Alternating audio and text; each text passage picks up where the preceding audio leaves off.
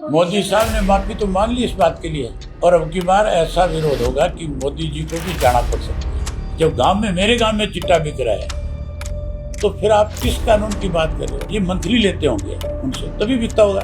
अब मैं जब ये बात करता हूँ, उनकी बहुत तकलीफ होती है कि हमारे ऊपर ऐसे आरोप लगा रहे हैं। हफ्ते का टाइम दे करके जाता हूँ, या तो सुधार हो जाएगा, नहीं सुधारना आता है। मैं आपको कल रात की एक घटना बताता हूँ। मेरे गांव के 50-40 लोग इकट्ठे होकर के आए थे। गांव की उनकी जो मेन गली है, उसको बनाया जो गया था, उसका लेवल इतना ज़्यादा नीचे कर दिया कि उस गली में से बच्चे स्कूल भी नहीं जा सकते, इतना पानी खड़ा है, गंद खड़ा है वहाँ पे। मुझे उस चीज़ के लिए आए थे कि इसको आप किसी अधिकारी को ठीक कर दें। फिर मैंने पूछा, और तो गांव में सब ठीक है? कहने लगे नहीं, बहुत बुरा हाल है। क्या हो गया? कहने लगे जी शरेआम चिट्टा बिकता है, शरेआम। और मैंने पूछा कितने जगह बिकता है? बोला जी कोई जगह ऐसी है नहीं गांव के अंदर है। हमारा गांव बहुत बड़ा गांव है, 30,000 से ज़्यादा की आबादी है, 12-13 हज़ार से ज़्यादा वोट हैं। हर गली में, हर नुक्कड़ के ऊपर नशा बेचने वाले बैठे हैं। तो मैंने कहा भी थानेदार क्या करता है? बोला जी हम थाने में जाते हैं, जा करके उसको शिकायत करते हैं, कहते हैं कि आप आओ, ये चिट्टा बेच रहे हैं, इनको पकड़ो। तो थानेदार हमारे बुलाने पे आता भी नहीं। उससे पहले एक थानेदार था, सतपाल नाम का कोई, तो उसकी प्रशंसा कर रहे थे, कह रहे थे जी वो बहुत बढ़िया आदमी था, उसने बहुत कंट्रोल किया था। कम से कम हमारी बच्चियां जो स्कूल जाती है, वहाँ चिट्टे बेचने वाले, चिट्टे खाने वाले, चिट्टे लेने वाले को लाइन लगी होती है, जो बदतमीजियाँ करते हैं, हम उससे बचे हुए थे।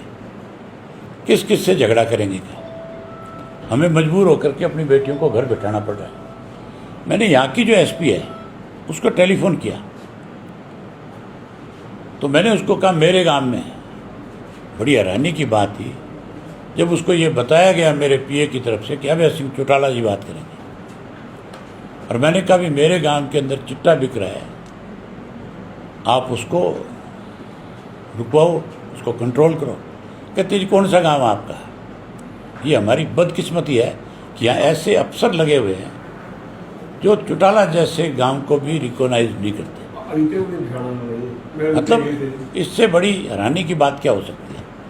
फिर मैंने आगे से उनसे कहा, मैं बोला आपको ये पता नहीं है मेरा गांव कौन सा है? मैं कहा मेरा गांव चौटाला है मैडम, और मेरा ये नाम है, और मेरे गांव के अंदर चिट्टा बिक रहा है उनका, लोग परेशान हैं। कहते हैं मैं देख लूँगी, दिखवा लूँगी। जबकि उसकी ड्यूटी ये बनती है कि वो थाने में जाए, गांव में जाए, गांव के लोगों से मिले, गांव के लोगों से बात करे, पूछे कि कहाँ कहाँ नशा बिक रहा है।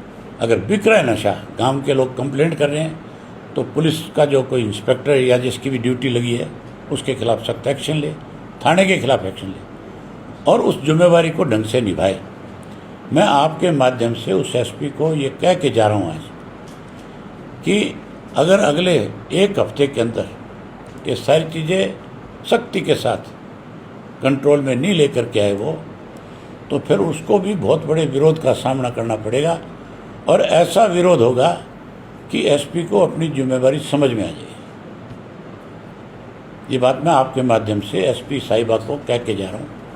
मैं चाहता हूँ कि जो अधिकारी जिनकी सरकार ने जहाँ ड्यूटी लगा रखी है, वो अपने काम का, अपने कर्तव्य का निर्वहन करें, ना कि मतलब इस तरह की बात कह के अपनी बचकाना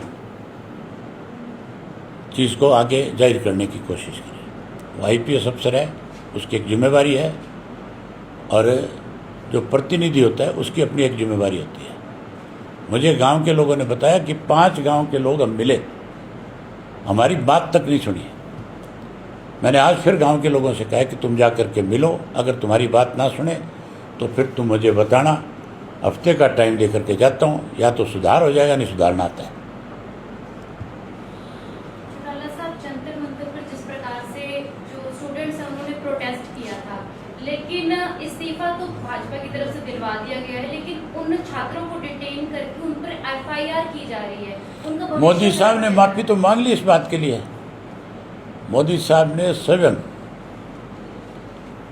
अपनी एक वीडियो बना करके ये कहा है कि हम किसी भी बच्चे को प्रताड़ित नहीं करेंगे, अगर करेंगे तो जंतर मंतर फिर दोबारा उसी तरह भर जाएगा और अब की बार ऐसा विरोध होगा कि मोदी जी को भी जाना पड़ सकता है। आप ये मान के चलो, ये जो जिनको जैन जी कहते हैं, जिनको कॉकरोच कहते हैं, ये हमारे देश का भविष्य है और भविष्य के सामने कोई नहीं खड़ा हो सकता, कोई रोक नहीं सकता। यूथ बहुत बड़े बदलाव की निशानी है।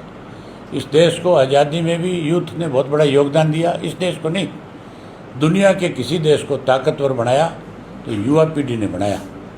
उन युवाओं ने अपनी लगन मेहनत के साथ आगे बढ़े और आगे बढ़ करके उन्होंने ऐसे काम किए जिससे देश तरक्की के रास्ते पे चला।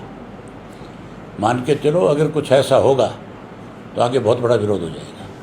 चरखी में थाने के सामने गोलीबारी हुई थी, कानून व्यवस्था खत्म होगी ना। मैं बता रहा हूँ भी, जब एसपी का रवैया ये है, जब गांव में, मेरे गांव में चिट्टा बिक रहा है, तो फिर आप किस कानून की बात कर रहे हो, किस कानून व्यवस्था की बात कर रहे हो?